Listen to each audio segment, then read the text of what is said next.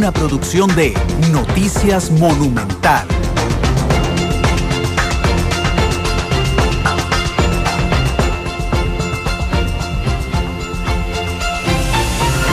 Son las 2:03 de la tarde. ¿Qué tal? Muy buenas tardes. Bienvenidos a nuestro nuevo programa Matices, los tonos de la actualidad. Un programa que pretende generar espacios de profundidad, de entrevistas y de debate, de noticias de verdad, de noticias importantes en la trascendencia del país, donde vamos a tener una serie de invitados el día de hoy. Vamos a tocar algunos temas para que ustedes estén con nosotros en este nuevo programa, antes y acompañado por nuestro jefe de información, Alexander Rivera. ¿Qué tal, Alex? ¿Qué tal, Randall? Buenas tardes. Venimos con muchísimos temas porque Costa Rica merece un debate serio. El próximo presidente necesita discusiones serias y aquí en Noticias Monumental estamos dispuestos a crear toda esta plataforma para debatir con usted también que nos escucha desde cualquier parte del país y fuera de nuestras fronteras también. Hoy el debate aquí en la cabina Monumental es: ¿debe cambiarse la forma de elegir diputados? Es el debate que durante la próxima hora y media vamos a discutir. Antes vamos a hacer un impasse para discutir también, Alex, sobre el primer año de pontificado del Papa Francisco.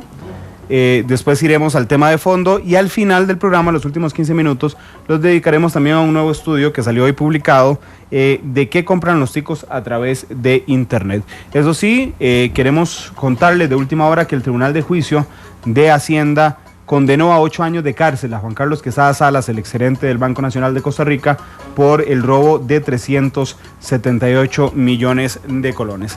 ¿De qué se trata Matices? Bueno, en Matices tendremos invitados, haremos una pregunta, en el caso de hoy es: ¿debe cambiarse la forma de elegir diputados? Vamos a tener un debate aquí en la cabina con invitados especiales. Posteriormente abriremos la línea telefónica, escucharemos un Vox Populi que salimos a la calle a hacerlo y también tendremos gran participación a través de redes sociales. Son las 2:04. Empezamos hablando en este impasse sobre el año de pontificado de Jorge Mario Bergoglio, el Papa argentino, el Papa Francisco. Alex, el próximo jueves 13 cumplirá un año de pontificado, un pontificado bastante diferente en la forma y en el fondo del Papa Francisco. Por ejemplo, un tema de fondo que podría parecer circunstancial, pero tiene gran simbolismo. El Papa Francisco no usa los zapatos rojos que usaban normalmente los papas, sino zapatos negros. Se aloja además en la residencia de Santa Marta, una dependencia del Vaticano, junto con los obispos y los sacerdotes. Ha presentado ya una encíclica el Papa Francisco y además ha tenido frases importantes. Una de sus frases más impactantes fue: ¿cómo me gustaría tener una iglesia pobre y para los pobres? Invitó a los jóvenes a apostar por grandes ideales y a no tener miedo de soñar con cosas grandes. El dinero debe servir y no gobernar, manifestó con motivo de la cumbre del Grupo de los 8.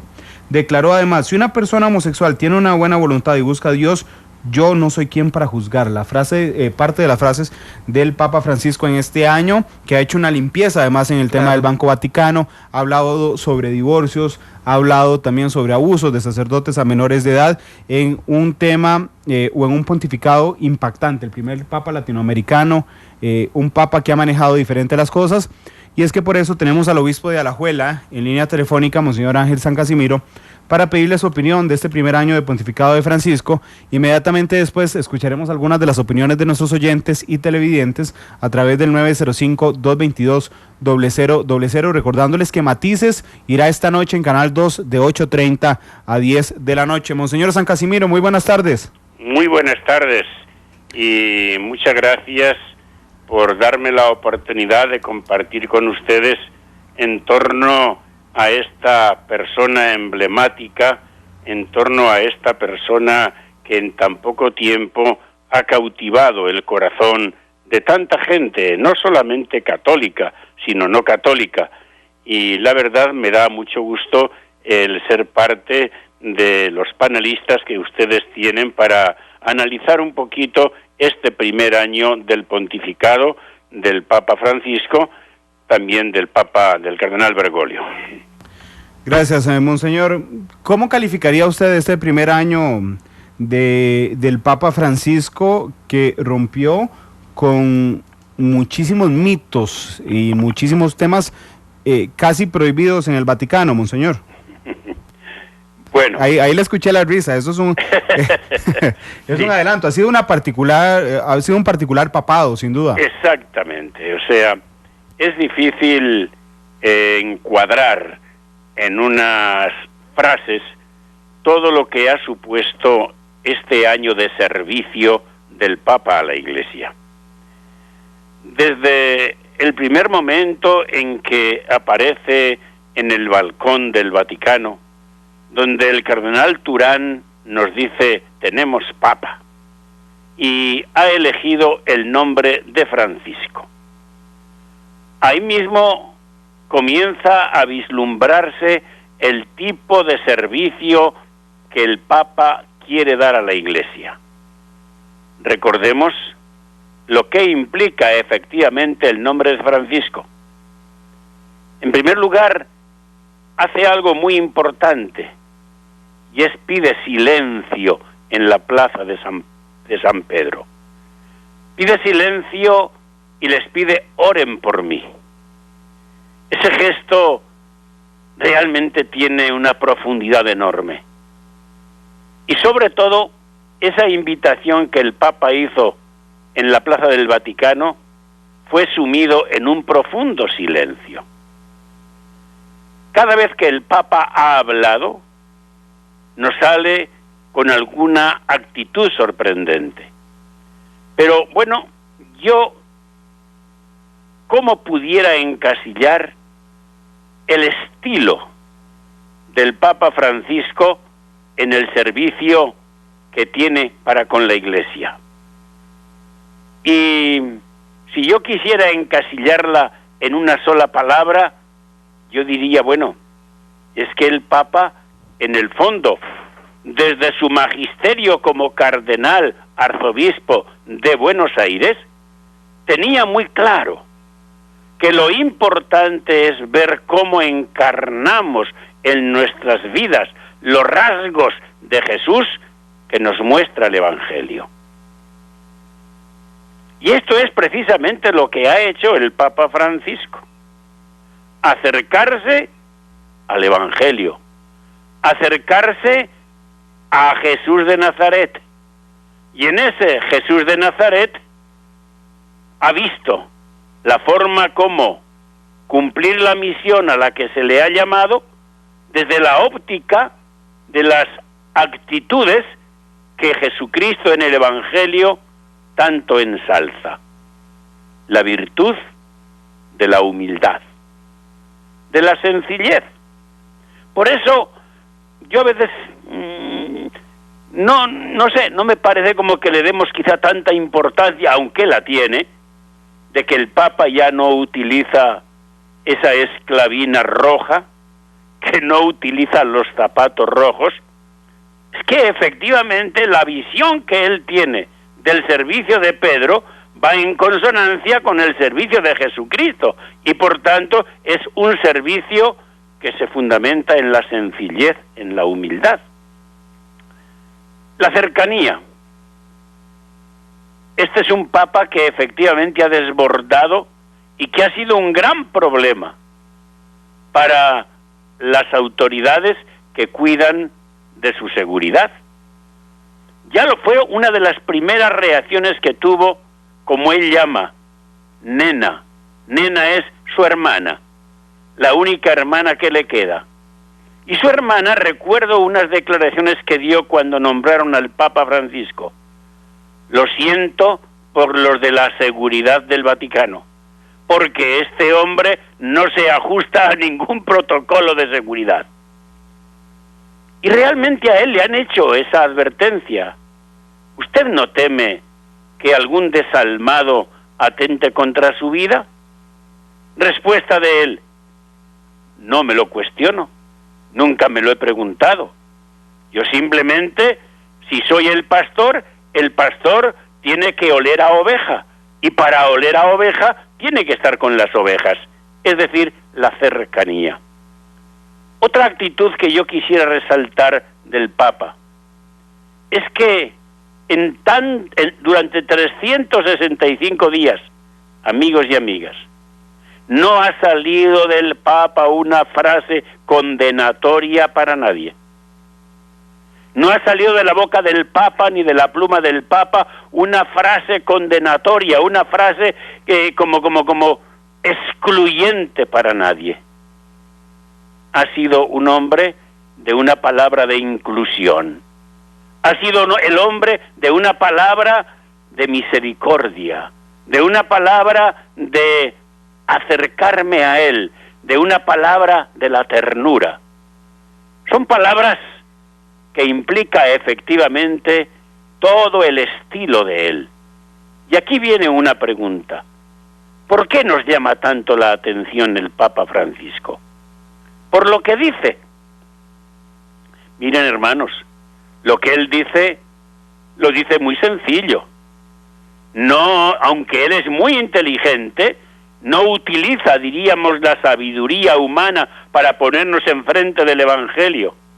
Es la sencillez. Es la sencillez con la que, a través de la palabra, nos invita a seguir los rasgos de Jesús. Por eso, lo más importante del Papa, amigos y amigas, es que está actuando como debiera actuar un servidor de Jesús.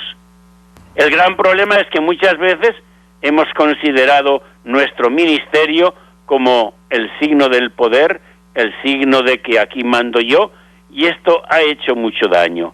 Por eso yo creo que este Papa ha sido un gran regalo para la Iglesia, y ojalá que todos, yo el primero, vayamos efectivamente encarnando los rasgos con los que Él nos habla, porque es más importante el rasgo con que Él nos habla que no la palabra con la que se dirige a nosotros. Entonces, amigos y amigas, al terminar este año del servicio que el Papa da a la Iglesia, yo solamente tengo una palabrita. Gracias a Dios que nos ha dado a este Papa. Y gracias a Dios que tenemos este Papa, porque antes tuvimos a Benedicto XVI, que tuvo la osadía de reconocer humildemente que él ya no podía con la situación que en la Iglesia se daba y supo renunciar. Pero también, amigos y amigas, yo no entiendo la postura del Papa Francisco si no es desde la postura también que tenía Juan Pablo II. Y el Papa Juan XXIII, el Papa de la sencillez, el Papa de la bondad. O sea, que a veces realmente se nos escapa que cada Papa ha tenido algunos rasgos muy importantes. Claro, lo que ha hecho es condensar todos los rasgos positivos de sus antecesores en su forma concreta de servir a la Iglesia. Monseñor, muchísimas gracias de verdad por ayudarnos a entender la trascendencia del papado de Francisco. Vamos a darle ahora la oportunidad a nuestros oyentes. Muchísimas gracias, Monseñor, por acompañarnos esta tarde aquí en Matices, en Radio Monumental. Y dijo que ha sido un regalo para la iglesia, el Papa Francisco. Pero bueno, queremos conocer también sus opiniones. Si nos está escuchando, habilitamos nuestra línea telefónica 905-222-0000 para que nos comente qué le ha parecido a usted el papado de Francisco, que cumple ya un año el próximo jueves. 905-222-0000. Tenemos la primera llamada. ¿Qué tal? Muy buenas tardes. Ahí se nos cayó la primera llamada. Vamos a abrir la línea telefónica 905-222-0000, 905-222-0000, y por supuesto que estamos consultando también a través de nuestras redes sociales. Muy buenas tardes, ¿cuál es su nombre? Buenas, sí. Armando Rodríguez. Don Armando, gracias por llamarnos. ¿Qué le ha parecido el primer año de papado de Francisco? Se le cortó la llamada. Problemita ahí, dice Tatiana Blandón en Twitter: ¿por qué las autoridades de la Iglesia en cada país no pueden actuar con humildad y sabiduría, sino que hasta que el Papa hace un señalamiento? Bueno, esa es su opinión. 905-222-0000. Muy buenas tardes, ¿cuál es su nombre? Buenas tardes, Mike Solano, mucho gusto. Gracias, don Maynor. ¿Qué opinas sobre el primer año de Francisco? Lo mismo que acaba de decir la persona, el tuit que acaba de leer usted acerca de que lo que siento es que sí es una persona humana, caritativa, muy con los pies en el suelo, pero no debería extrañarnos, porque así es como deberíamos actuar todos. El gran problema es que aún el señor que acaba de disertar, el sacerdote, son personas que tienen una una vida de mucho lujo, mucha riqueza, y cuando llega una persona que rompe el molde, definitivamente llama la atención. Pero como Francisco deberíamos ser todos, ¿verdad? Y estoy hablando no solo de sacerdotes, igualmente de pastores y líderes religiosos que lo que hacen es ver a las personas del hombro para abajo. Gracias. Gracias, Minor, por su tiempo. 905-222-0000. Tenemos otra de las llamadas. ¿Qué tal? Muy buenas tardes. ¿Cuál es su nombre? Buenas tardes, Alberto, para servirles. Don Alberto, ¿cuál es su opinión? Muy de acuerdo con lo que dice el compañero que acaba de llamar. La iglesia hasta ahora se da cuenta de que tienen que seguir el camino igual que Jesús, sabiendo que la iglesia fue fundada por él y nunca han respetado, si vemos la historia, la iglesia siempre estaba llena de poder y de dinero y no lo reparte equinamente. Gracias, don Alberto. En coro. Gracias, don Alberto. 905-222-0000. Muy buenas tardes. ¿Cuál es su nombre? Aló, muy buenas tardes. Buenas tardes, caballero. Sí, ¿cuál es su nombre? Sí, José Luis, para servirle. Don José Luis, ¿qué le ha parecido el primer año de Francisco? Bueno, excelente, ¿verdad? Ese es el pastor que necesita la iglesia. Y como dijeron los dos compañeros anteriores, ellos piden humildad de los sacerdotes, pero también piden humildad para ellos, porque muchas veces la gente critica mucho la iglesia, pero no hace nada tampoco por ella. Hay fieles que nunca llegan a hacer nada y nunca tampoco, o sea, son personas que tampoco ayudan al prójimo. Entonces eso vale para los dos compañeros anteriores. Humildes tenemos que ser todos y tampoco creo que la iglesia tenga mucho, porque la iglesia reparte mucho entre los pobres. Muchas gracias.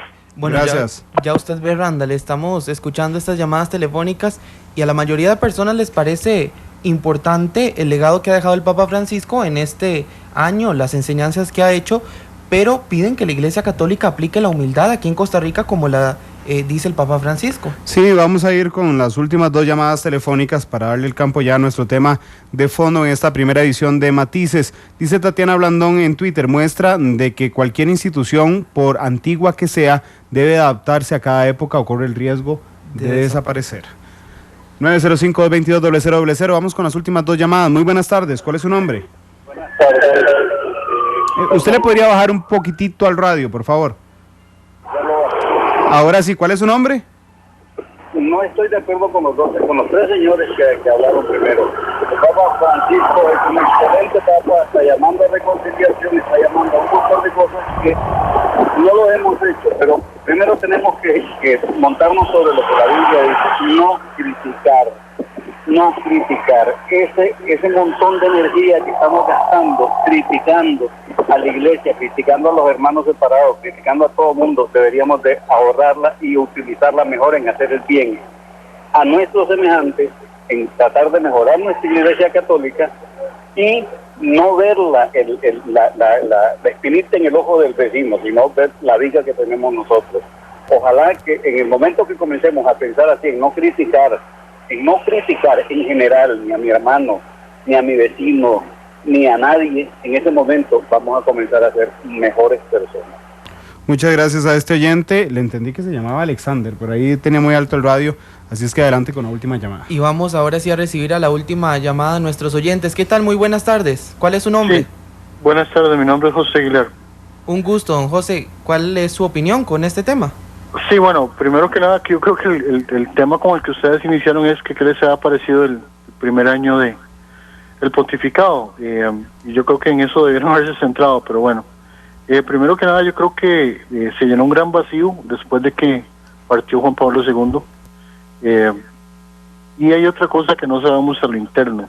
Él ha tenido que lidiar con una gran cantidad, el problema con los fondos del Banco del Vaticano, todo el problema con lo de los sacerdotes y las demandas por acoso sexual. Entonces, aunque a nivel externo se ve muy bien, yo me imagino que todavía a nivel interno la labor de él ha sido mucho más que extraordinaria. Gracias.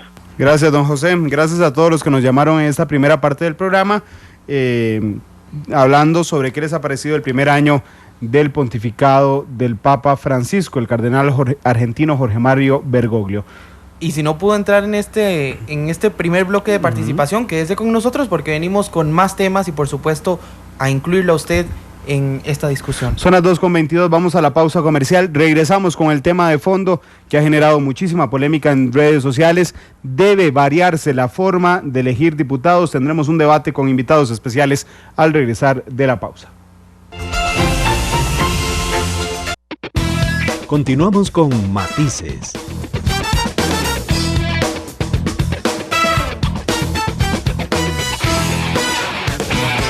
Noticias Monumental, que lo que busca precisamente es darle profundidad a temas duros, le llamamos los periodistas, son temas de actualidad que requieren un análisis importante. Este programa pretende hacer un debate diario prácticamente sobre temas importantes con invitados especiales que nos ayuden precisamente a definir las tendencias que existen y las posibilidades, los matices, como lo dice el programa. El eslogan es que los tonos de la actualidad, y es que la actualidad está llena de grises, ¿verdad? Y de decisiones que pueden pasar por un montón de matices. Hoy tenemos el agrado de contar con una mesa de lujo en este debate. Voy a empezar presentando a mi izquierda a doña Epsi Campbell, diputada electa del Partido Acción Ciudadana. Doña Epsi, ¿qué tal? Muy buenas tardes. Muy buenas tardes, muchas gracias por la invitación. Bueno, y primero las damas, entonces a mi derecha tengo a doña Abril Gordienco, vocera de Poder Ciudadano y a quien tuvimos hace unos meses acá como candidata a la vicepresidencia del Movimiento Libertario. ¿Qué tal, doña Abril? ¿Cómo le va? Muchas gracias por la invitación. Tenemos también, nos acompaña Gonzalo Madrigal, él es vocero de Poder Ciudadano. Gonzalo, ¿qué tal? Buenas tardes. Buenas tardes y gracias por la invitación. Bueno, y tenemos a don Estefan Gómez, él es investigador del Estado de la Nación. Don Estefan, ¿qué tal? Buenas tardes. Buenas tardes, gracias. Y a don Edgardo Araya, diputado electo del Frente Amplio. Don Edgardo, ¿qué tal? Buenas tardes y muchas gracias por la invitación y aquí estamos a la orden. Gracias. Bueno, y también está en cabina don Juan Carlos Gutiérrez, él es asesor de doña Epsi Campbell en temas constitucionales.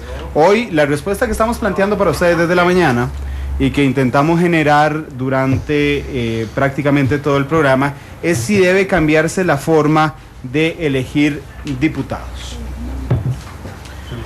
Vamos a esta hora a presentarles un estado de situación, cómo se elige en este instante a los diputados a la Asamblea Legislativa.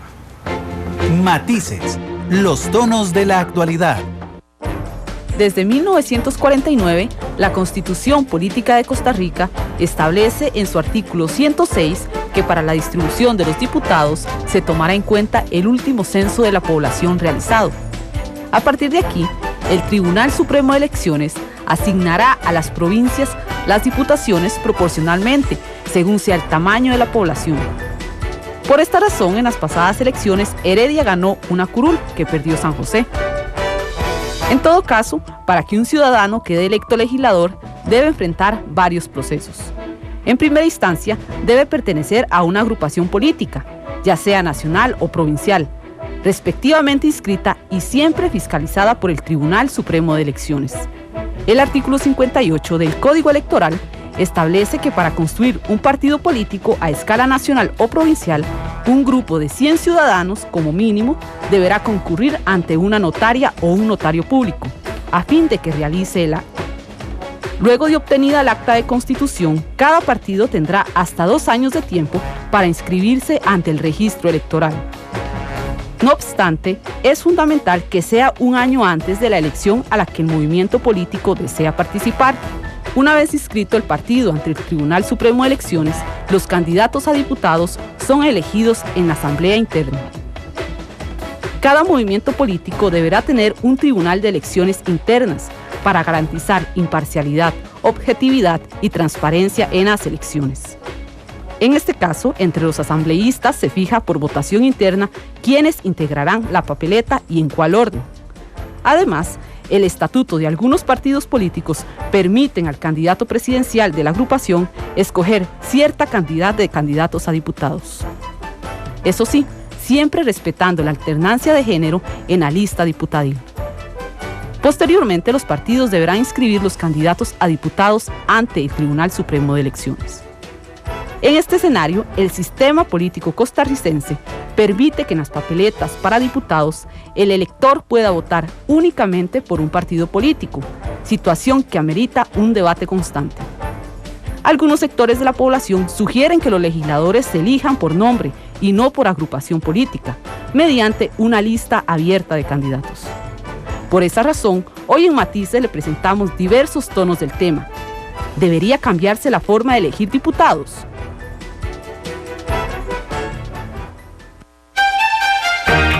Diferentes colores. Diferentes visiones. Blancos y negros. 2:30. Escuchábamos el estado de situación sobre la forma de elegir diputados y vamos a entrar ya al tema de fondo. Le voy a pedir a don Estefan Gómez, investigador del Estado de la Nación. Don Estefan, ¿qué pueden o qué han descubierto ustedes en el informe y por supuesto usted como analista en la forma en que hoy Costa Rica elige a sus diputados, la representatividad y la legitimidad que ellos tienen? Don Estefan, muy buenas tardes. Bueno, buenas tardes, gracias. Efectivamente, en el informe Estado de la Nación hemos venido revisando desde hace algunos años el sistema de elección legislativa, el presidencial también. Algunos temas en términos de contexto para entender de qué estamos hablando. Nosotros decimos que tenemos un sistema electoral básicamente que no se ha actualizado por más de 60 años, 50 años más o menos, y eso hay que tenerlo claro.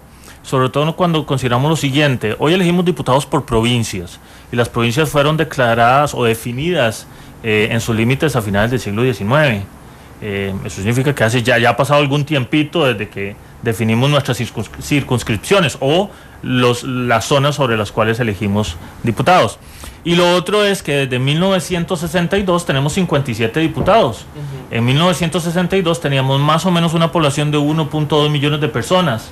Hoy, 2014, tenemos los mismos 57 diputados con casi 5 millones de personas, ¿verdad?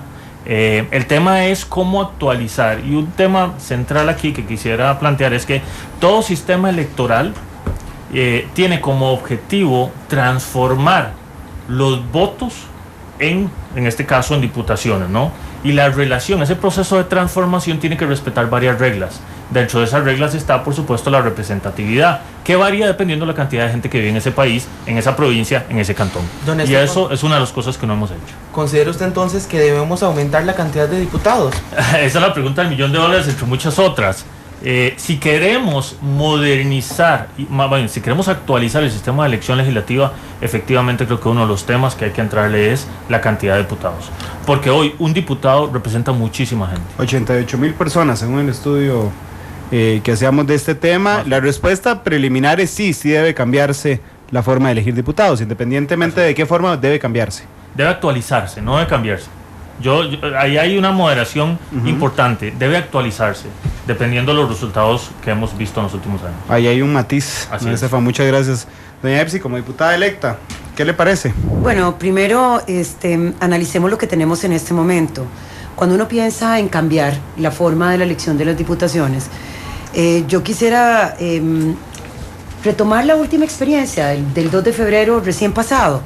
En esa elección, los ciudadanos ni siquiera sabían el nombre de las personas que iban a elegir, porque efectivamente los nombres estaban en pizarrones afuera y realmente la capacidad que puede tener un elector después de haber participado en una convocatoria política donde participan provincialmente una gran cantidad de partidos políticos, no digo solo el caso de San José, sino en diferentes provincias como Alajuela, es prácticamente imposible para el elector costarricense de hoy elegir a quien quiere elegir y por la lista que está presentando un partido político en un momento determinado. Yo creo que efectivamente el tema de pensar en un cambio o en una, ¿cómo dijiste? No era actualización. Ese matiz me encanta, porque no sé exactamente qué es. Actualizar pareciera que en algún sentido significaría cambiar algo de lo que no estamos haciendo, pero digamos que después nos contás exactamente de qué se trata actualización. Implica repensar el sistema de representación territorial.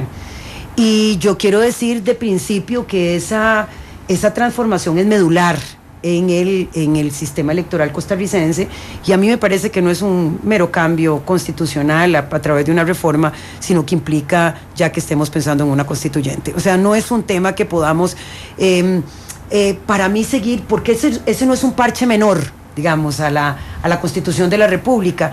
De manera que si bien las discusiones me parecen interesantes, me parece que esa redefinición de la representación de los y las ciudadanas en el Congreso de la República es un tema que ya implica una transformación del acuerdo nación que tenemos a través de la Constitución de la República. Gracias, doña Epsi, por brindarnos su opinión.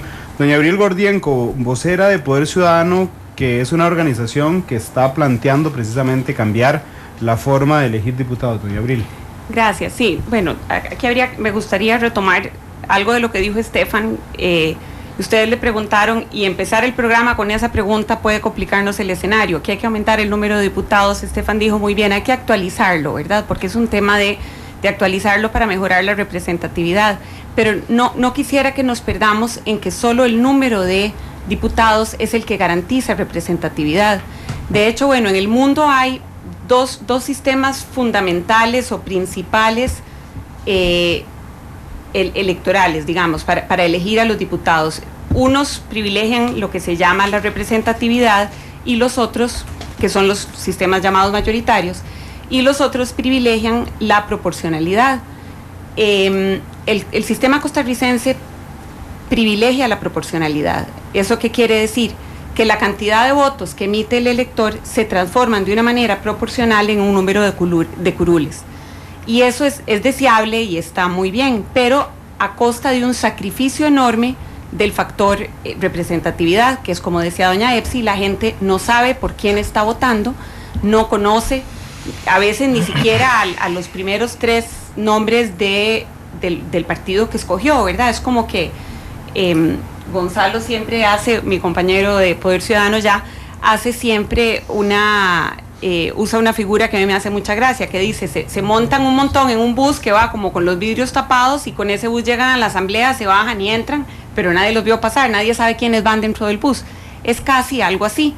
Entonces, bueno, nosotros después de un estudio largo, de más de un año, llegamos de analizar los sistemas electorales en el mundo, llegamos a la conclusión de que hay un sistema que reúne las virtudes de un sistema mayoritario y las de un sistema proporcional, que es el sistema mixto. Se creó en Alemania en 1949, ha funcionado muy bien para Alemania a lo largo de todos estos años, ha ido siendo adoptado por otros países, entre ellos Nueva Zelanda, que es un país con una población semejante a la que tiene Costa Rica, y ellos pues les tomó un proceso de 10 años entre el primer referendo que hicieron para tomar la decisión de si cambiar o no a ese sistema, y el segundo referendo, que sí fue ya vinculante, en el que optaron por el sistema mixto, y los estudios que se han hecho en estos 20 años desde que se implementó, o casi 25 más bien, han arrojado resultados muy positivos. La gente está satisfecha con el cambio. Don Gonzalo, tal vez si comentamos un poco de ese sistema mixto del que habla doña Abril Gordienco, ¿de qué trata el sistema mixto? Bien, como decía Abril, el sistema que nosotros tenemos actual es muy proporcional, en el sentido de que en términos generales el número de escaños que hay en el Congreso que recibe cada partido depende del número de los votos que recibe. Bien, el sistema electoral mixto, tal vez aunque ha sido adoptado en Alemania, en Nueva Zelanda, nosotros lo hemos adaptado a nuestra realidad. Básicamente lo que consiste en lo siguiente: cuando el votante llega a la urna, tiene 2 votos. Un voto que es por partido, es un voto que se va a sumar a todos los votos de todas las provincias, de todo el país, ¿verdad? Y un segundo voto que es por distrito electoral. Vamos a tener 84 diputados, esa es la propuesta. Vamos a ver de dónde sale eso, pero tal vez para resumirlo de una manera fácil, vamos a tener 84 diputados. Esos diputados se dividen el número de escaños dependiendo de la cantidad de votos que reciba cada partido. Ahora, ahí es donde lo mezclamos con la representatividad del voto directo. 42 de esos escaños van a tener un nombre y apellidos. O sea que del voto directo la persona está eligiendo su representante por distrito electoral. Nosotros hemos hecho el diseño geográfico de lo que puede representar eso, pero por supuesto no es final. Y entonces, de la cantidad, por decir algo, para ponerlo en métodos sencillos, el partido A saca 25 diputados por voto nacional, por voto proporcional, y eligió 10 diputados por distrito electoral. Entonces esos 10 diputados van al Congreso y los otros 15 salen de la lista nacional completa. Eso es lo que garantiza, son estas 2 vertientes que tenemos.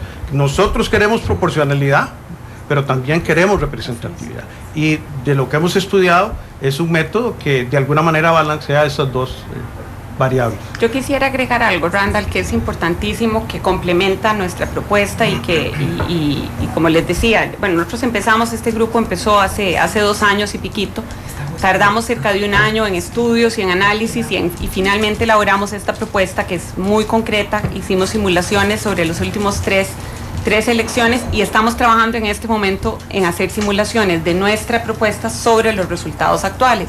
Pero para que haya verdadera representatividad, además de darle nombre y apellido a 42 de las curules, creemos que hay que complementarlo con otros elementos.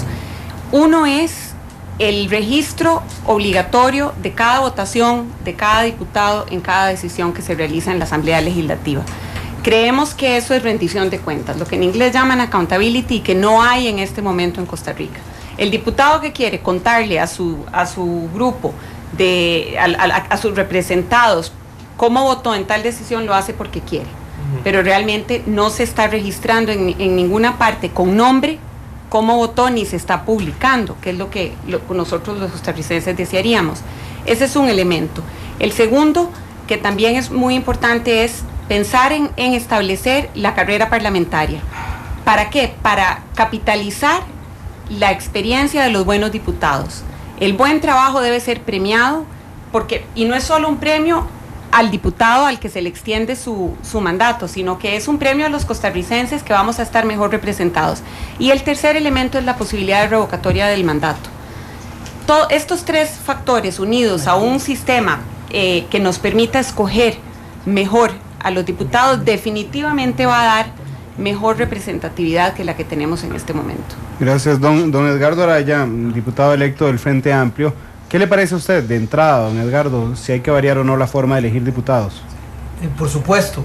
Bueno, reiterando las buenas tardes a toda la gente que nos está escuchando y que nos acompañan aquí.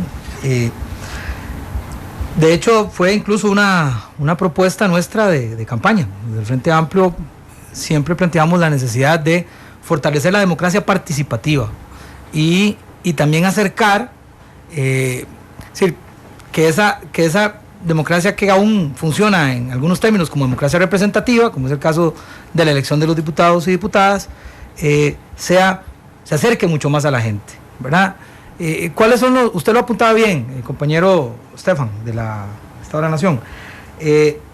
Para mí, por ejemplo, en la provincia de Alajuela era todo un reto, por ejemplo, tener que hacer campaña en una provincia donde tal vez la realidad de donde yo vengo, que es de la zona norte del país, no es la realidad de la parte de la provincia de Alajuela que es de la meseta central, por ejemplo, ¿verdad? Sin embargo, tenés que sin vivir en esta zona, sin estar tan empapado de la realidad de esta zona de la meseta central, por ejemplo, bueno, tenías que tomar posiciones y te preguntaban por ese tipo de situaciones, ¿verdad? O sea, aquí en un debate, recuerdo que alguien preguntó, ¿y qué va a hacer con las inundaciones de la ciudad de Alajuela? Sí, no sé, eso es la municipalidad de Alajuela, ¿no? ¿Verdad? Pero la gente ve todavía al diputado como eso. Efectivamente, las circunscripciones electorales están desfasadas. Las provincias actuales de este país no sirven para nada, absolutamente para nada, las circunscripciones actuales como están. De hecho, en este país, para lo único que todavía se están utilizando esas figuras es para la elección de diputados. Ya gobernar este país desde el punto de vista de la administración pública ya no se puede, por eso existen otro tipo de circunscripciones, ¿verdad? La región norte, la región central, Pacífico Central, Chorotega, Brunca, ¿verdad? Y entonces, bueno, yo creo que sí, que efectivamente las circunscripciones territoriales deben ser reconsideradas para el efecto de la elección del diputado y la diputada. Pero además, en el tema de la actualización del número de diputados, aunque técnico-científicamente pueda ser interesante el hecho de decir que sí, que para efectos de mantener la proporción debemos aumentar el número de diputados, si yo digo eso aquí, me prenden fuego en el parque central. ¿Por qué? Seguramente. ¿Por qué? Porque el nivel, digamos, de descrédito que tiene la Asamblea Legislativa, ¿verdad? Que no es culpa de bueno, aunque creo que tiene que ver con el tema de cómo se eligen, ¿verdad? Creo que tienen que ver con el tema de cómo se eligen. Pero, es decir, políticamente no es viable. O sea, políticamente no es viable pensar en este momento ni siquiera en una actualización. Yo lo que veo es que si reformamos la forma en que se eligen y esa reforma se traduce en una mejora de la calidad de la gestión de la asamblea, luego podría pensarse en una actualización. O sea, una cosa haría posible la otra. O sea, lo veo desde el punto de vista de viabilidad política, ¿verdad? Porque eso es un tema. Pero sí, básicamente hay que cambiar la forma, y una forma es cambiar la circunscripción y mejorar el tema de la proporcionalidad. Yo no creo tanto en este voto nacional, sino más bien en profundizar la proporcionalidad, por ejemplo, la barrera del subcociente.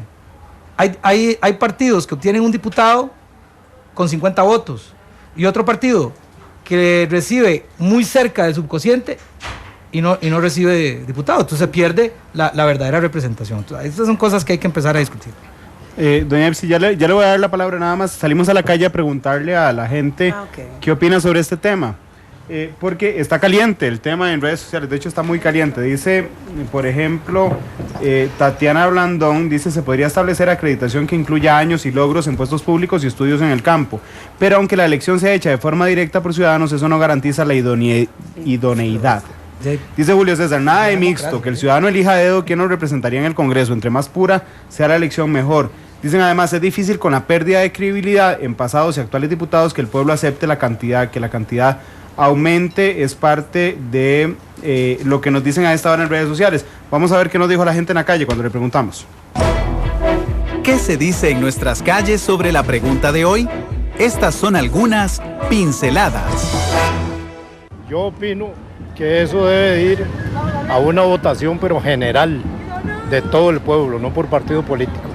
Digamos, si el pueblo percibe una persona honrada durante muchos años, le da un derecho a ser diputado, independientemente del color político que tenga. Bueno, digamos, yo opino de que si fuera por persona, no por partido, sería muy bien, pero habría que conocerlo mucho también. O sea, se tendría que dar a conocer como persona, como un presidente, para estar uno satisfecho y que va a escoger a la persona exacta. No, yo elegiría como estamos ahora, que siga siendo igual por partido. Pienso que es lo mejor para el país, para no estar conociendo más gente.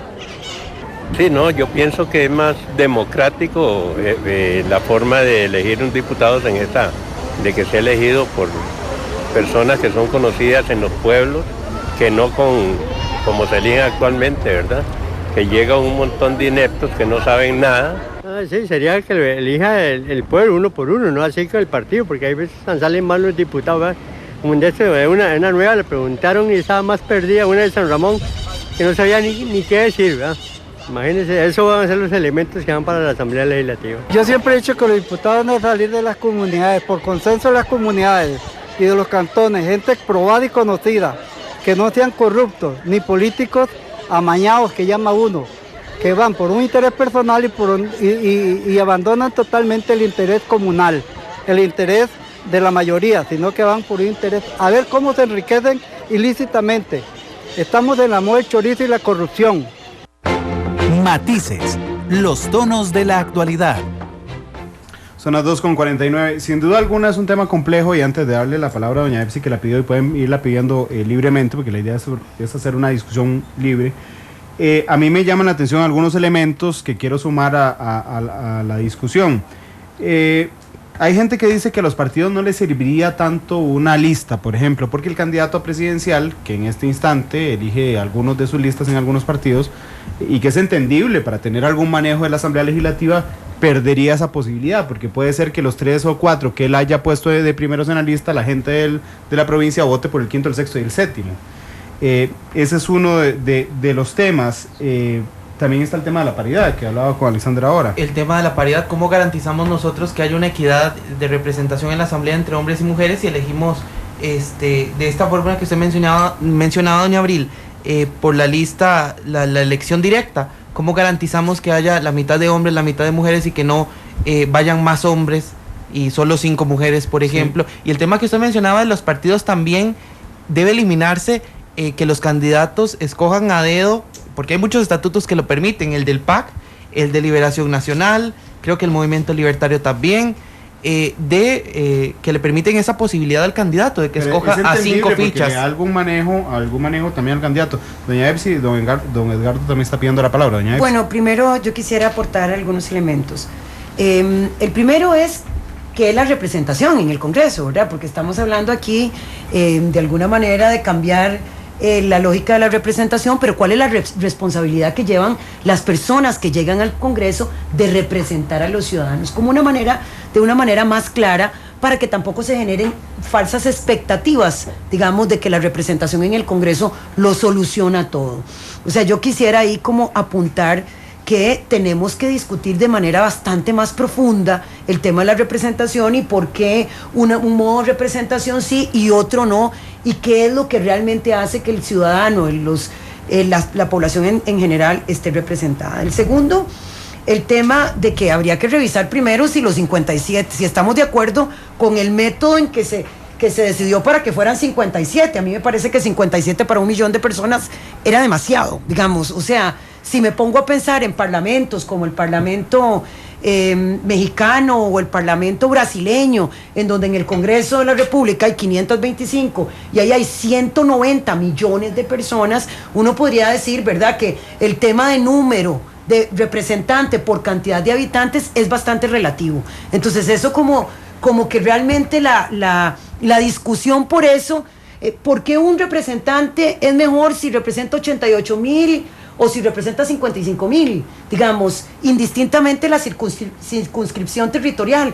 ¿Cómo se relaciona ese representante con esa cantidad de electores? ¿Qué significa y cuál es la expectativa que los electores tienen de ese representante? Entonces, a veces a mí me parece que la aritmética, si bien es importante, no tiene sentido si no le ponemos el otro condimento. Y termino planteando el tema que planteaba Abril, de la carrera parlamentaria y la propia propuesta de nuevas circunscripciones territoriales, si no hablamos del tema de representaciones de mayorías y minorías, que además es un tema que queda resuelto en algunas propuestas electorales y no sé en la propuesta de ustedes de qué manera queda resuelto, si la elección es por mayorías simples o absolutas. Entonces, bueno, ¿cómo queda ahí la representación política de las minorías?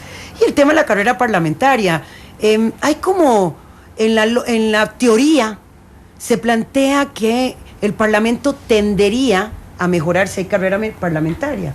Yo no sé cuáles son los estudios de calidad de parlamentos y cuáles son los indicadores para calidad de parlamentos, porque... Perdón, nuestra propuesta no es que sea indefinida la carrera parlamentaria, no lo expliqué. Sería máximo de 2 periodos, además del primero. Ok, perfecto, pero también yo lo que quisiera en este caso, porque como la teoría habla de carrera parlamentaria, hay como una lógica de plantearlo, y yo conozco congresos aquí muy cerca en Centroamérica, donde hay carrera parlamentaria, y el congreso no necesariamente es mejor que en aquellos donde no hay. Entonces habría como también que fundamentar mejor esos temas, como para entender esta lógica. De todos modos, termino diciendo que con el tipo de transformaciones que se están planteando, eso me parece que es evidente que implica un acuerdo nación bastante más grande que un acuerdo solamente en el Parlamento de la República.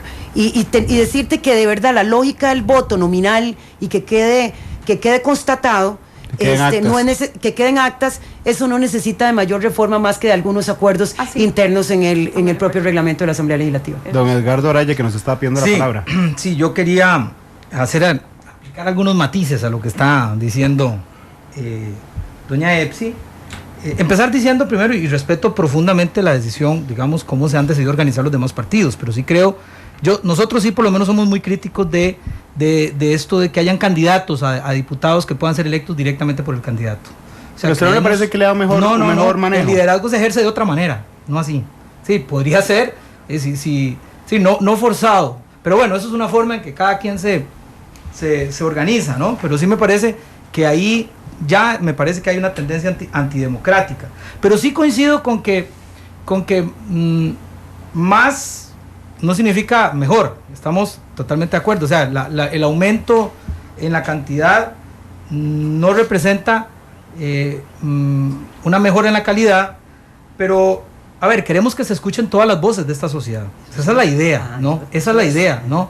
Que logremos que en el Parlamento se reflejen todas las voces, pero como lo estamos haciendo, no se están reflejando todas las voces en la Asamblea Legislativa, ¿verdad? Por eso es que tenemos que enfocarnos más en el tema de cómo acercar más al elector con la persona que se va a elegir, sí, que sea más cercana, ¿verdad? Entonces, no sé, por ejemplo, cambiar las circunscripciones territoriales y aplicando el cociente y el subcociente, quitando la barrera del subcociente, aplicando otro, no sé, o sea, habría que sentarse a afinar el lápiz, ¿no? Ese de por sí es enredadísimo. Sí, pero sí es una barrera para que ciertas voces no lleguen a la Asamblea, ¿verdad? Está diseñado para eso. Y yo creo que eso tenemos que pensar en eliminarlo. Y la circunscripción territorial le permite que, de acuerdo con su población, ese territorio, el candidato tenga necesariamente que vincularse con el elector, no con el que lo puso ahí, no con el tagarote que lo puso ahí en algunos casos. En español sería no con el candidato, sino con la gente que votó por él. Porque a veces es el tema de lealtad del parlamentario. ¿A quién le tiene lealtad? ¿A quién lo llevó al partido o al candidato o al líder tal que lo llevó al parlamento? Pero cuando o a mí a no sus me importa, representantes? cuando a mí no me importa lo que piensen, cómo piensa el elector, porque yo ya voy montado en una lista donde voy, ¿verdad? A mí ya no me preocupa. O sea, ¿a quién represento? Ahí Finalmente es en la donde falla Asamblea, la al que me representatividad. eligió, o sea, al que votó o al que me puso. ¿Verdad? Entonces eso es lo que tenemos que tratar de eliminar, ¿verdad? ¿Y cómo creemos que se logra? Acercando más al elector con la persona candidata. Gracias, don Edgardo. Don Estefan. Randall, a mí se me sale un poquito el rollo académico. Tal vez es importante poner adelante, por eso mesa quisimos hacer un balance. Que el tema de cualquier sistema de elección tiene muchos factores y son muy complicados y todos hay que ir midiéndolos. Por eso la mejor forma, creemos nosotros, es correr simulaciones y ver cómo se comportan los diferentes datos. Pero cuando elegimos un diputado o una diputada en este país, juegan varias cosas. Número uno, juega la cantidad de diputados de acuerdo con la población. 57 son muchos, son pocos. Esa es parte de la discusión que hay que dar, que yo creo que no hemos dado como país, porque desde el 62 no la damos. Ahora uno podría decir, bueno, países más grandes tienen una proporción diferente. Bueno, ojo, ¿son países presidenciales o son federados? Tienen, por ejemplo, estados que tienen otros mecanismos de representación intermedio. Eso es parte de la discusión que hay que dar. Yo no digo que haya que aumentarlo o no. Lo que quiero decir es que este país, desde 1962, no da esa discusión y vale la pena darla. De hecho, desde la reforma un poco que presentó Miguel Ángel, si mi memoria no me falla, 2001-2002, se plantea la carrera parlamentaria. Número de diputados es uno de esos factores. El otro es las circunscripciones, es decir, cómo elegimos a los diputados. En este país las elegimos por provincia, son 7. Como digo, esas fueron definidas a finales del siglo XIX, ya están desactualizadas. Vea que la cantidad de votos que usted ocupa para ser diputado en Limón es muy diferente a la que usted ocupa para ser diputado por San José. Entonces las reglas del juego en términos de mercado electoral son muy distintas. Más o menos 25,000 votos para salir diputado en Limón, 38,000, 40,000 para salir en San José. Entonces depende de donde yo quiera hacer, hay juego. Circunscripción en la segunda. Tercera, fórmula electoral. Es muy compleja esa dinámica, pero lo resumo así. Usted puede ir por definir una fórmula electoral mayoritaria, es decir, trata de generar mayorías en el país para tomar decisiones, o una que sea proporcional. Eso significa que representa más o menos todas las voces del país. Nosotros optamos por la proporcional en este país hoy. Tipo de listas es el otro argumento. Listas abiertas, listas cerradas. Y ahí la discusión es de quién es el mandato. Y aquí traigo otra variable. Los partidos políticos hoy tienen el monopolio de la representación política en este país. ¿Es así? Y desde ese punto de vista, una de las grandes discusiones que hay que precisar es la curula a quién le pertenece. Exacto. A quién se la ganó o al partido. Porque lo cierto es que yo, Estefan Gómez, no puedo ser diputado si no es por medio de un partido político. Y la gran discusión aquí se pone en la capacidad de los partidos para ejercer control sobre quién llega a esas listas. Y eso es uno de los grandes temas que nadie habla. El transfugismo. Así es. Hay países que, por ejemplo, permiten candidaturas independientes. Yo no ocupo un partido para tirarme diputado, por ejemplo. Yo soy de Heredia. Pero en este momento lo necesito. Exacto. Y eso es una discusión muy importante por una cuestión muy sencilla. Los partidos han demostrado que no ejercen buen control de calidad sobre quienes llegan a esas listas. Entonces, el problema no es tanto si abrir o cerrar las listas. El punto es que si las dejamos cerradas como están hoy, entonces pongamos el foco de atención en que los partidos garanticen que quienes llegan a las listas es gente buena. Le pongo un ejemplo. Tenemos diputados y hemos tenido diputados a lo largo de la historia que han sido cuestionados éticamente, incluso por su propia familia, con demandas muy fuertes. Entonces yo le pregunto a usted, ¿cómo es posible que ese diputado pasó por las distritales, por las cantonales, por las provinciales y por las nacionales de ese partido y nadie ejerció control ahí? No solo ética, judicialmente. Judicialmente incluso. Es que a veces no tienen ni siquiera que pasar por las distritales. No, pero claro. muchos de esos pasaron por ahí. Así es, muchos pasaron por ahí. Entonces el punto es, ¿cuál es el ejercicio de control que tenemos? Y termino con esto. El otro gran tema son las reglas del mandato. Es decir, ¿queremos premiar a un buen diputado o buena diputada? Ok, pensemos si le damos la reelección con ciertos mecanismos. ¿Queremos castigar a un mal diputado? Pensemos entonces si le damos la revocatoria. Todo eso existe. Todo eso existe en la literatura comparada. Lo que quiero decir es que, y con esto termino de verdad porque hay muchas otras cosas y después hablo más, lo que quiero decir es que este país tiene más de 50 años de no entrarle al tema de la actualización del sistema de elección legislativa. Y desde ese punto de vista nosotros decimos que vale la pena dar una discusión fuerte sobre actualizarla. Actualizarla tiene que ver con todo esto que les acabo de decir y otras cosas más. Voy a molestarlos un instante nada más para ir a una pausa comercial. Son las 3 de la tarde con 1 minuto. Vamos a la pausa, volvemos para seguir hablando del tema, pero vamos a abrir la línea telefónica al 905-222-0000 por si usted, amigo oyente, quiere darnos su opinión también, que finalmente el que importa es usted, que es el que va a votar y elige a los diputados de la República. 3 con 1 minuto, estamos en Matices, los tonos de la actualidad. Analizamos los tonos de la actualidad. Son las 3 de la tarde con 7 minutos, estamos hablando de un tema importantísimo, estamos planteando la pregunta de si es hora de cambiar la forma en que elegimos diputados a la Asamblea Legislativa. Lo que pasa es que hay tantas aristas dentro de este tema y tantas variables, ¿verdad?, que requiere un análisis muy profundo y es un tema muy complejo. A esta hora, sin embargo, 3:08, queremos sumar la voz de ustedes. Voy a darle la palabra a don Gonzalo Madrigal, que hace un ratito la pidió, vocero de Poder Ciudadano, para después ir con las llamadas de nuestros oyentes 905-222-0000 y enriquecer esta discusión. Don Gonzalo.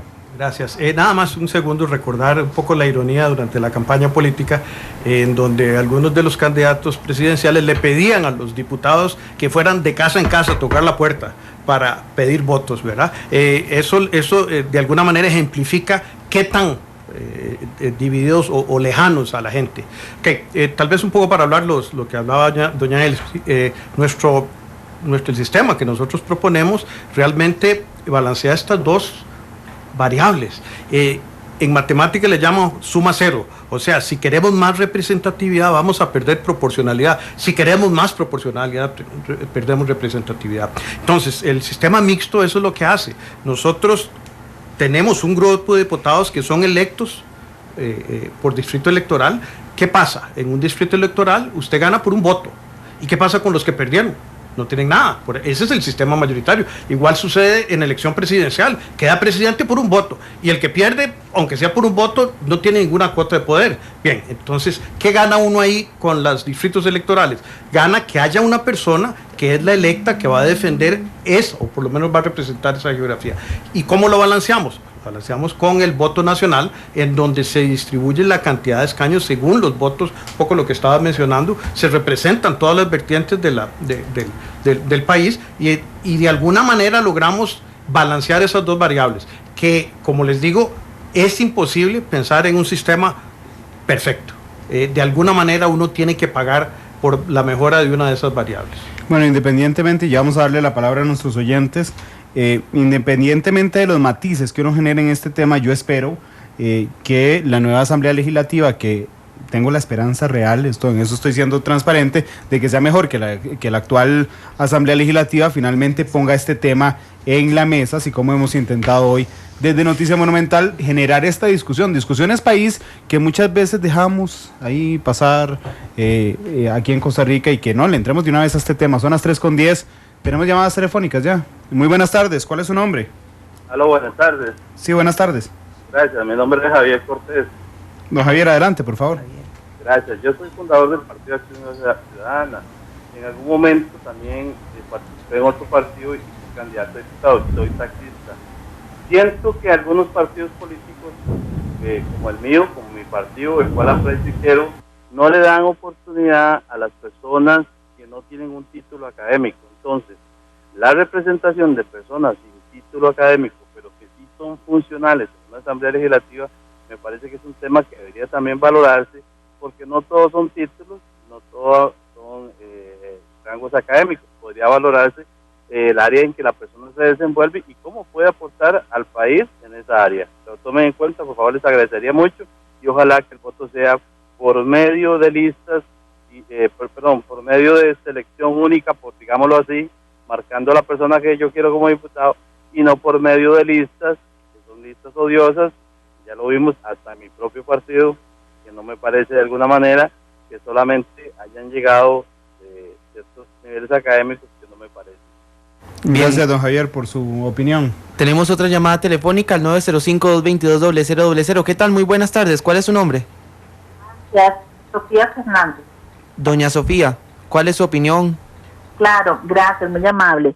Yo, igual que el compañero que entró al aire anteriormente, estoy de acuerdo en que el costarricense vote por nombre y apellido, por la persona que conoce de su barrio, de su pueblo, donde sepa que es una persona que cumple con los ideales de su partido o de su grupo representado. Me parece importantísimo, pero también para mí es muy importante que esas personas, si bien no tengan grado académico necesariamente, tengan la experiencia, que ya hayan aprendido para que lleguen a la asamblea a legislar como debe ser. Muchas gracias.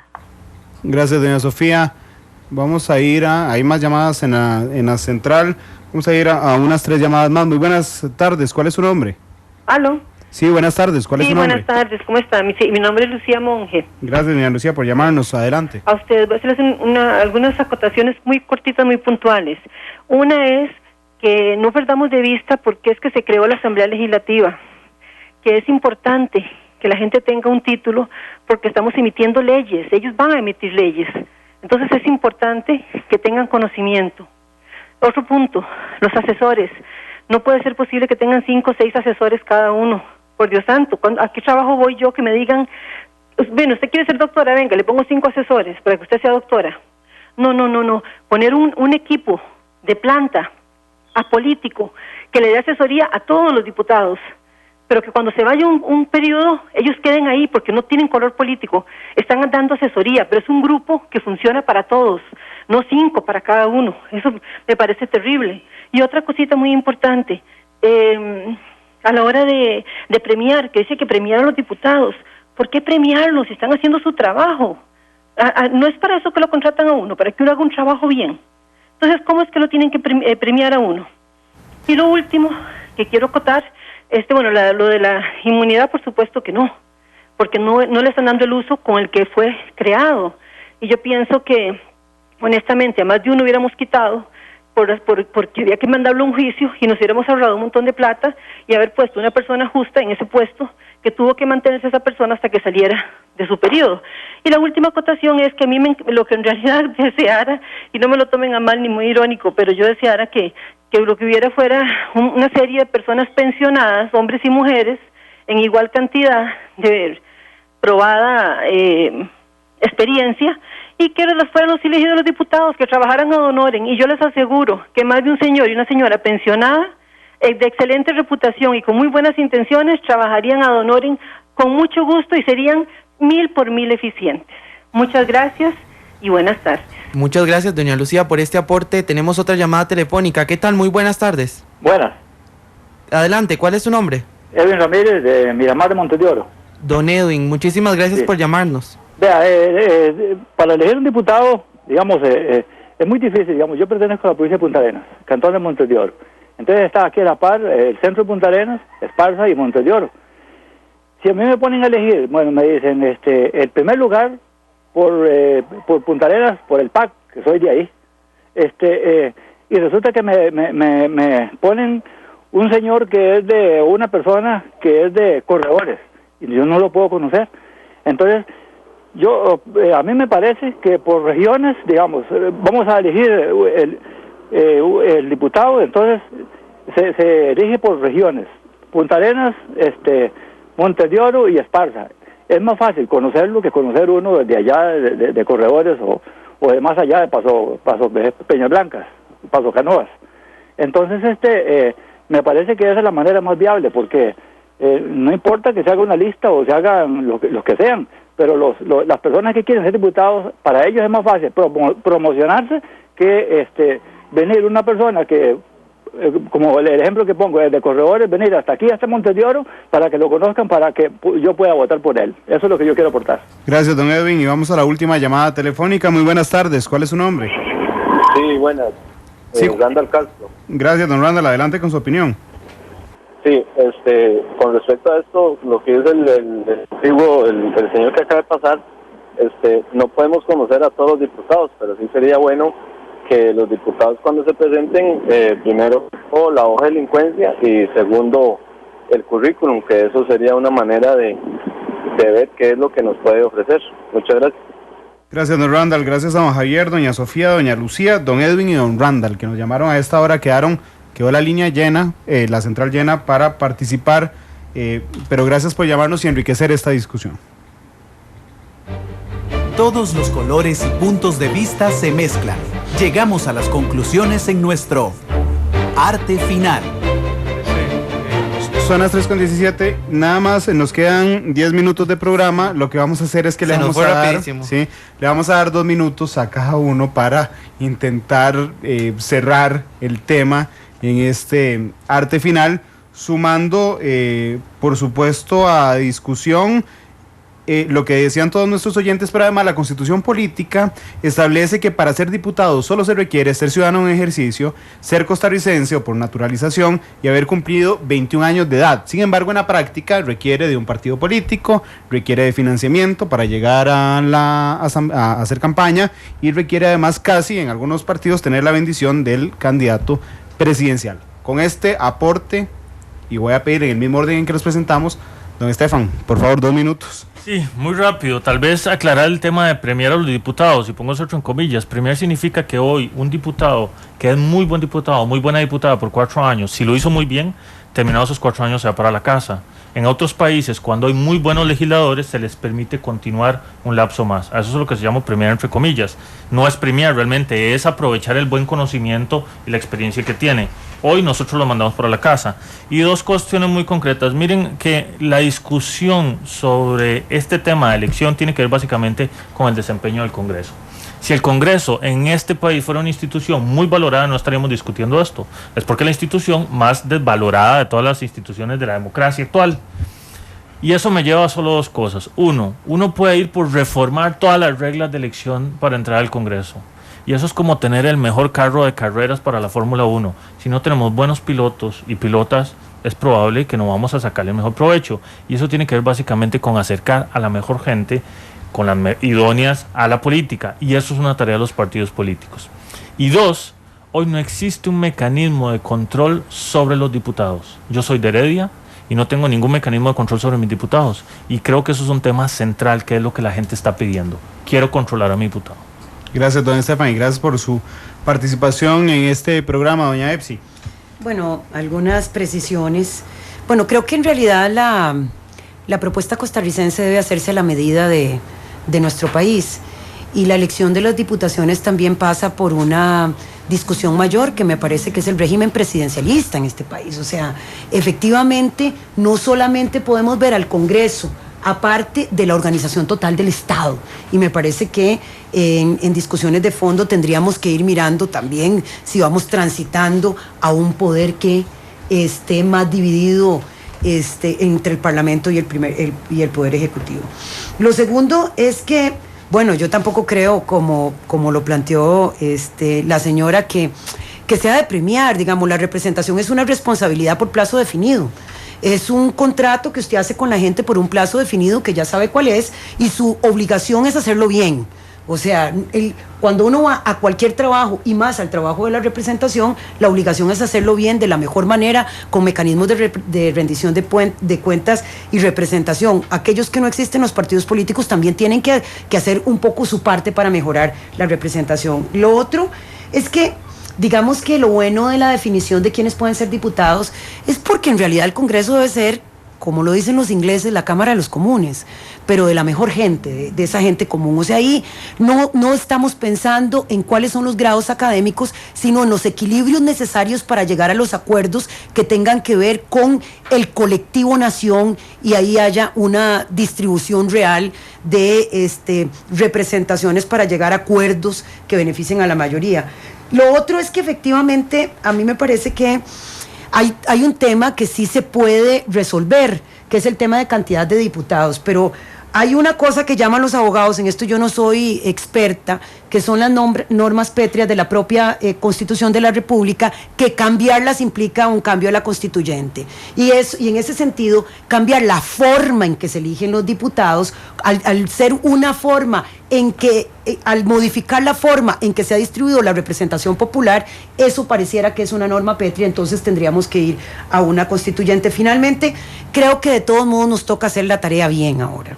Y yo creo que Randall tiene razón en el sentido de que quienes llegamos por los mecanismos que están establecidos el día de hoy tenemos una responsabilidad con este país, y es entender que llegamos por el método en que llegamos y tenemos que hacer la mejor representación para que dentro del Congreso estén representados los intereses de la población como un todo. Tenemos que ser capaces de llegar a acuerdos país y tenemos que ser capaces de hacer las discusiones de fondo que son necesarias para de verdad que el Congreso no siga siendo tan desprestigiado. Punto y aparte, de todos modos los congresos en el mundo en general son los que tienen más crítica, porque justamente ahí es donde va la representación popular.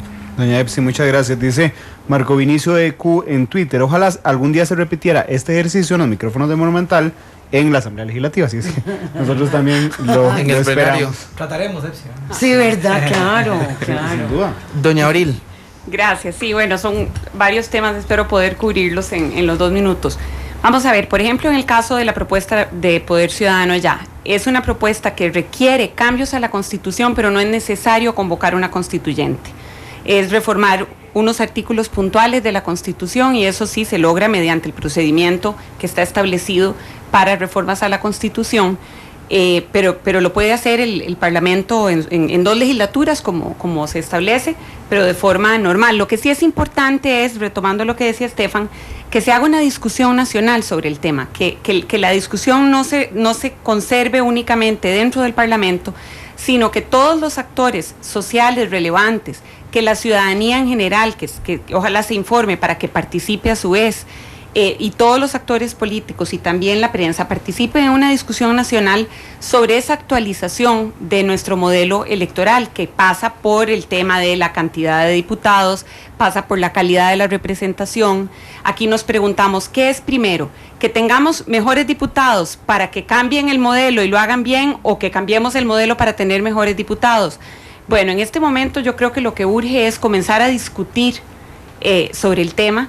Y de todas maneras, ningún cambio de modelo va a generar un cambio de cultura política inmediatamente, o los cambios que queremos ver en la calidad de la representación de forma inmediata. Probablemente se requiera 1 o 2 administraciones para que veamos los cambios que queremos ver, pero cuanto más lo sigamos prorrogando o posponiendo el debate y la resolución y la puesta en ejecución de las decisiones y de los cambios, pues más vamos a durar en verlos.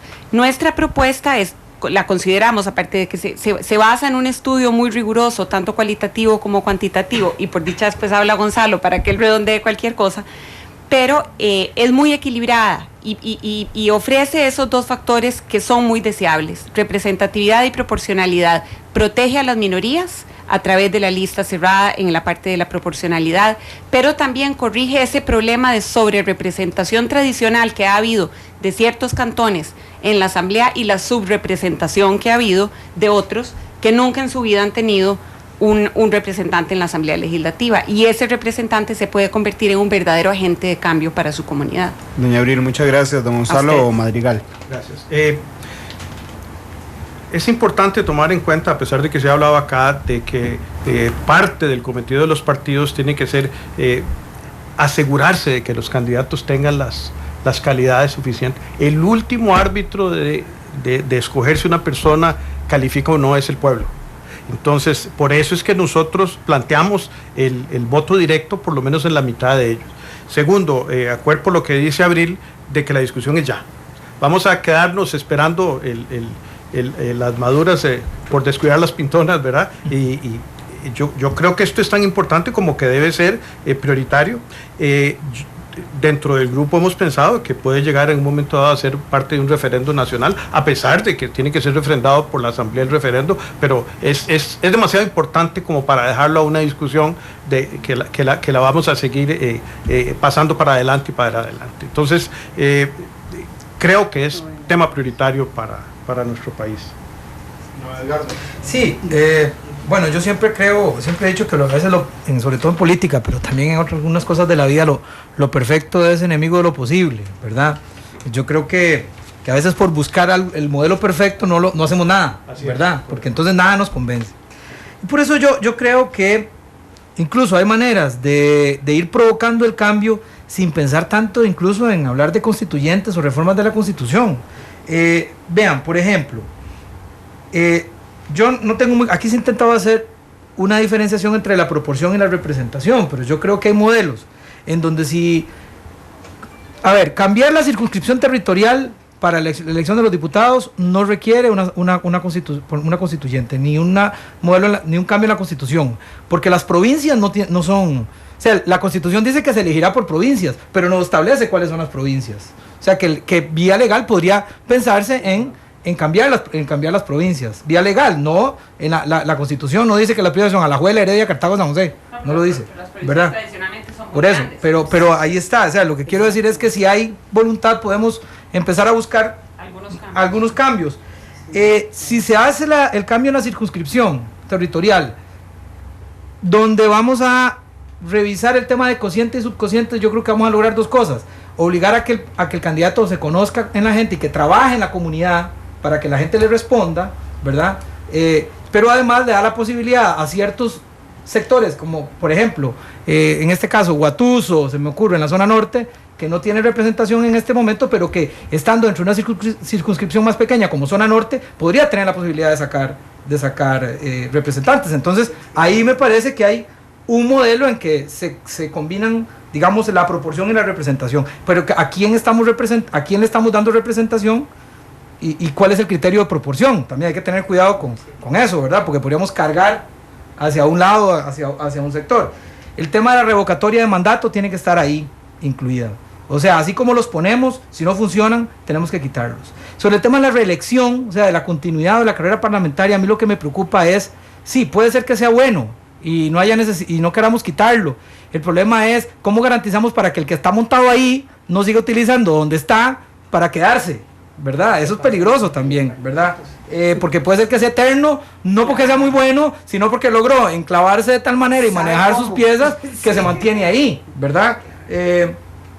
Entonces, yo creo que el tema aquí es que todas las voces de la sociedad sean representadas en la Asamblea. Eso es hacia donde tenemos que ir. Edgardo, muchas gracias. Gracias a todos ustedes que participaron en este programa de Matices. Sí, de Matices el día de hoy. Esta es la parte 1. Apasionante esta carajo. Ese es el 1. No, y yo asegurar que esto va a ir a la Asamblea, porque de todas maneras, en el caso de Frente Amplio ya era una propuesta de campaña de revisar esto. Yo creo que el PAC anda por ahí, entonces yo creo que por ahí podemos le agradecemos eso. A todos, de verdad es un ejercicio, ustedes no saben lo complejo que es para nosotros por día un tema tan profundo, pero bueno, queremos una responsabilidad. Ya que lo estudiaron, hacemos parte 2 del programa. Claro. Sí, tenemos una responsabilidad por darle a nuestros oyentes una información valiosa, y eso es lo que estamos intentando hacer. Gracias a Alexander Rivera, jefe de información de Noticias Monumental. Le dimos los matices, usted decidirá finalmente cuál es su posición. Los invitamos mañana. Hay otro tema complejo. ¿Debe liberalizarse completamente el tipo de cambio? Tendremos un debate también con 5 invitados aquí en la cabina de Monumental. Feliz tarde, los esperamos a las 7 en punto en la tercera emisión de Noticias Monumental.